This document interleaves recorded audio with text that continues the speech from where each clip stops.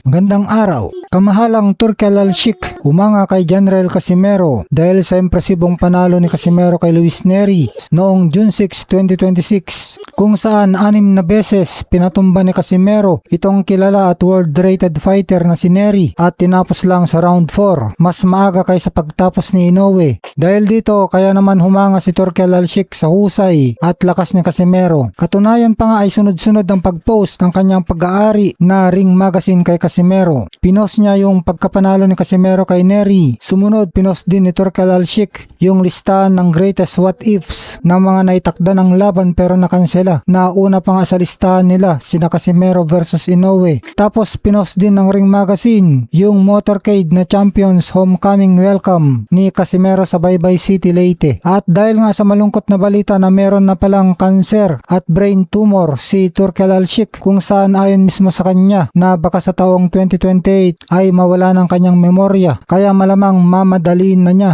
ang pagtatapat mga gustong-gusto niyang dream match. At isa na nga dito ang Casimero versus Inoue. Gusto rin na Al-Sheikh na mapalaban sana si Inoue kay Bam Rodriguez, kaso ayaw pa ng kampo ni Bam, partikular ng kanyang head trainer na si Robert Garcia na nagsabing kahit gaano pa kalaki ang offer ay hindi nila tatanggapin dahil gusto nila ng isang laban pa sa bantamweight para masanay si Bam sa mataas na timbang bago nila labanan si Inoue sa super bantamweight. Kaya magandang balita ito para kay Casimero dahil siya agad ang posibleng isalang kontra the monster na Naoya Inoue. At balita nga na nakikipagnegosasyon na ang promoter ni Casimero na si Koki Kameda kay Turki Al-Sheikh at kung papalarin at may kasang laban, pwedeng maglaban sina Casimero at Inoue sa bansang Japan na baluarte ni Inoue o kaya sa Saudi Arabia na lugar ni Al-Sheikh. Samantala, ayon kay Casimero, nasa mababang level pa si Eman Bacosa. Nasabi nga ni Coach Jason Casimero na wala pa sa tunay na mataas na antas o level ng boxing si Eman Bacosa. Kulang pa daw ito sa karanasan at tamang pundasyon. Nasabi na ni Jason ito noon pang 2024. Hindi daw basihan ng magandang record o maraming panalo para sabihing magaling ang isang boksingero. Ayon noon kay Casimero na marami pang dapat patunayan si Bacosa bago masabing handa na ito sa mga bigating laban. Tulad din ang naging reaksyon ng ibang eksperto gaya ni Rolando D. Madaling magkaroon ng magandang record o mga knockout win sa simula kung napipili o naaalagaan ang mga kalaban. Ngunit lumalabas ang totoong kulay kapag nakatapat na ng kalabang may determinasyon at matinding ensayo. Matapos ngang mapabagsak at matalo kamakailan si Bacosa